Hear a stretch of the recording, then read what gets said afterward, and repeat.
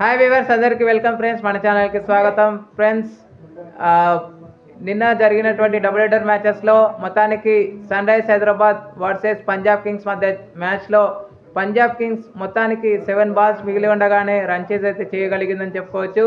So చాలా వరకు తేలిపోయింది సన్ రైజ్ హైదరాబాద్ అని చెప్పుకోవచ్చు. సో మరి ఎక్కడ మిస్టేక్స్ చేసింది ఏంటి అనేది మనం మొత్తం మ్యాచ్ గురించి రివ్యూలోకి వెళ్ళిపోదాం. So let's move in to the topic. Hi hello we were, అందరికీ వెల్కమ్ ఫ్రెండ్స్. మన ఛానల్కి స్వాగతం.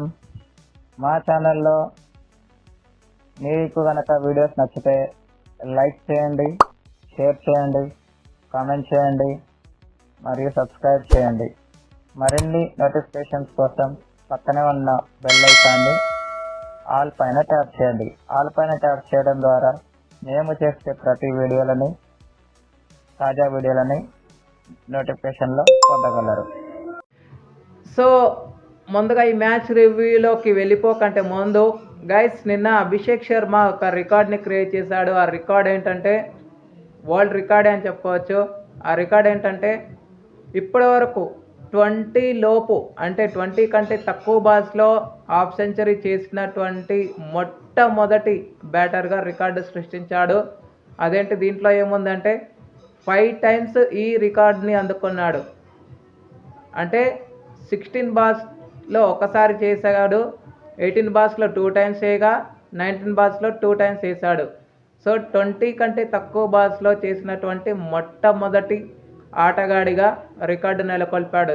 ఈయన కంటే తన వెనకాల ఉన్నవాళ్ళు నికోలస్ పురన్ 4 సందర్భాల్లో ఉన్నాడు.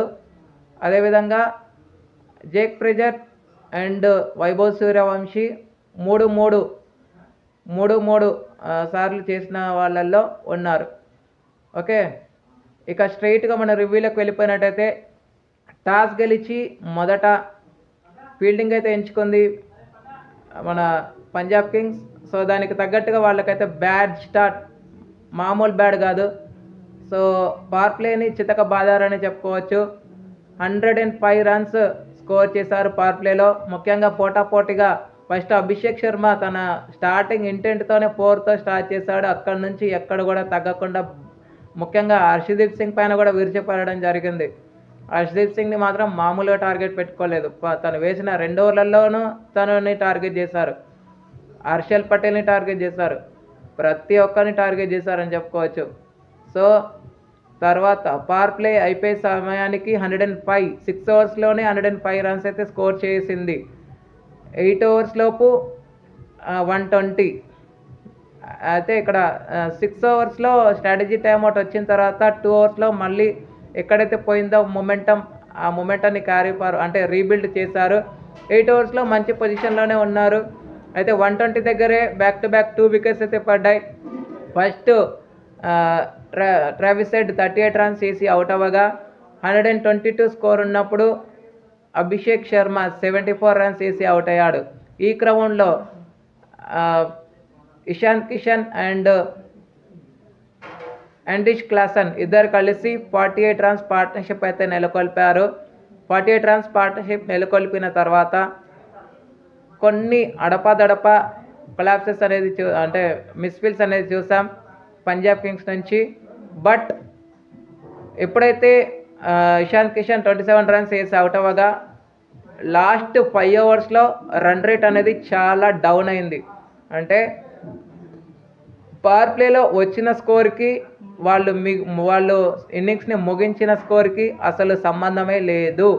ఎందుకంటే 250, 270 రావాల్సిన స్కోర్ నుంచి చాలా మంచిగా పుల్ బ్యాక్ చేయగలిగింది పంజాబ్ కింగ్స్ అని చెప్పుకోవచ్చు. లాస్ట్ 5 ఓవర్స్లో వికెట్స్ చకచకా తీస్తూ వచ్చారు. Part time bowler Shashank Singh 2 వికెట్లు అయితే తీసుకున్నాడు. ఇద్దరు ఓపెనర్లని తనే అవుట్ చేయడం విశేషం. వికెట్ల పతనాన్ని స్టార్ట్ చేసిందే తను. అక్కడ నుంచి ఎవ్వరు కూడా వెనుదిరిగి చూసుకోలేదు. ప్రతి ఒక్క బౌలర్ దగ్గర నుంచి ఇంపాక్ట్ అనేది చాలా మంచిగా కనబడిందని చెప్పుకోవచ్చు. సో హర్షదీప్ సింగ్ ఎక్స్పెన్సివ్గా ప్రూవ్ అయినప్పటికీ తనకి ఒక వికెట్ అయితే రావడం జరిగింది. బట్ ఇక్కడ చలాకీగా చెప్పుకోవడానికి చలాకీ చేయలకైతే ఈసారి వికెటే రాలేదని చెప్పుకోవచ్చు. అదొకటే కొంచెం బ్లో మిగతా వారందరికీ ప్రతి ఒక్కరికైతే ఒక్కొక్క వికెట్ అయితే రావడం విశేషం. అండ్ ఎక్స్ట్రాస్ అయితే 13 ఎక్స్ట్రాస్ అయితే ఇచ్చింది పంజాబ్ కింగ్స్. అనంతరం లక్ష్య ఛేదన ఆరంభించిన పంజాబ్ కింగ్స్కి మంచి స్టార్ట్ అయితే రావడం జరిగింది. పవర్ ప్లేలో మంచి స్కోర్తో ముగించింది. 7 ఓవర్స్ ముగిసేసరికి 99 స్కోర్ దగ్గర, అంటే 6.5 ఓవర్స్ ముగిసేసరికి 99 స్కోర్ ఉన్నప్పుడు ప్రభ్సింద్రన్ సింగ్ కంటే ముందు ప్రియాంచార్య అవుట్ అయ్యాడు. ప్రియాంచార్య 6 కొట్టిన తర్వాత ఆ నెక్స్ట్ బాల్కే అవుట్ అవ్వడం జరిగింది. స్ట్రాటజీ టైమో తీసుకున్నారు. స్ట్రాటజీ టైమో తర్వాత 6 కొట్టాడు. ఆ తర్వాత అవుట్ అవ్వడం జరిగింది. తర్వాత ప్రభ్సింద్రన్, కూపర్ కనోలీ కొంత పార్ట్నర్షిప్ నెలకొల్పారు. బట్ ప్రభ్సింద్రన్ సింగ్, కూపర్ కనోలీ ఓవర్ల వ్యవధిలోనే అవుట్ అవ్వడం జరిగింది. కనోలీ 11 రన్స్ వేయగా ప్రభ్సింద్రన్ మాత్రం 51 రన్స్ తీసి అవుట్ అయ్యాడు. ఈ క్రమంలో శ్రేయస్ అయ్యర్ విలువైన భాగస్వామ్యాలని నమోదు చేశాడని చెప్పుకోవచ్చు. మంచి ఫౌండేషన్ని లే చేయడం జరిగింది. నేహాల్ వధేరా 14 రన్స్తో కొంత పార్ట్నర్షిప్ జరిగింది. శశాంక్ సింగ్తో మరో వికెట్ పడకుండా జాగ్రత్త పడి మ్యాచ్ని అయితే ఫినిష్ చేశాడు. 14 రన్స్కి తను అవుట్ అయ్యాక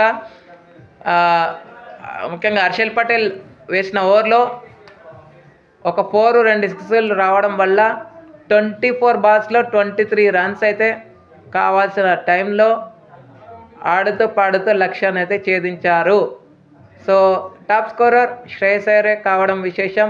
తను 5 4s 5 6s అయితే చేశాడు. అండ్ లాస్ట్ వరకు ఉండి మ్యాచ్ని అయితే ఫినిష్ చేయడం జరిగింది. వీళ్ళ దాంట్లో ఇద్దరు వికెట్లు అయితే తీసుకున్నారు. ప్రతి ఒక్క బౌలర్ యొక్క ఎకానమీలు చూస్తే చాలా వరకు దెబ్బలు తిన్నాయి. ప్రతి ఒక్కరూ 40+ రన్స్ ఇస్తూ వచ్చారు. ఒక్క శివం కుమార్ మాత్రమే 3 వికెట్స్ తీసుకొని 33 రన్స్ అయితే ఇచ్చాడు. హర్ష్ దుబే ఎక్స్పెన్సివ్గా ప్రూవ్ అయినప్పటికీ 1 వికెట్ తీసుకున్నాడు. అది కూడా నేహాల్ వధేరాది. ఈ శివం కుమార్ మాత్రం టాప్ 3 వికెట్స్, డేంజర్ వికెట్స్ అయితే తీసుకోవడం జరిగింది. కనోలీది కానీ, ప్రభ్సింద్రన్ది కానీ, ప్రియాంచార్యది కానీ. అది విషయం. So catches win the matches అంటారు. సో క్యాచెస్ కూడా కొన్ని అడపదడప మిస్ అయ్యాయి సన్ రైజర్స్ హైదరాబాద్కి. సో ఫీల్డింగ్ కొంచెం చూసుకోవాలని అయితే కోరుకుందాం. అండ్ బౌలింగ్ దళం ఒక్కోసారి ఫైర్ అవుతుంది, ఒక్కోసారి డౌన్ అవుతుంది. అప్స్ అండ్ డౌన్స్ అనేది చూస్తున్నాం. ఇవన్నీ కామన్ క్రికెట్లో. సో మరి రానున్న మ్యాచెస్లో SRH మంచిగా పుంజుకోవాలని అయితే కోరుకుందాం. అండ్ ఆల్సో ఇక player of the match award అయితే no doubt, no surprise guys, Shreyas అయ్యర్కే player of the match award రావడం విశేషం. ఎక్స్ట్రాస్ మన వాళ్ళు వచ్చేసి దగ్గర 8+ ఎక్స్ట్రాస్ అయితే ఇచ్చారు. Thank you friends. ఇలాంటి అప్డేట్స్ కోసం ఛానల్ని సబ్స్క్రైబ్, షేర్, లైక్, కమెంట్ చేయండి. మరొక అప్డేట్తో మేము ఉంటాను ఫ్రెండ్స్. అంతవరకు సెలవు, నమస్కారం.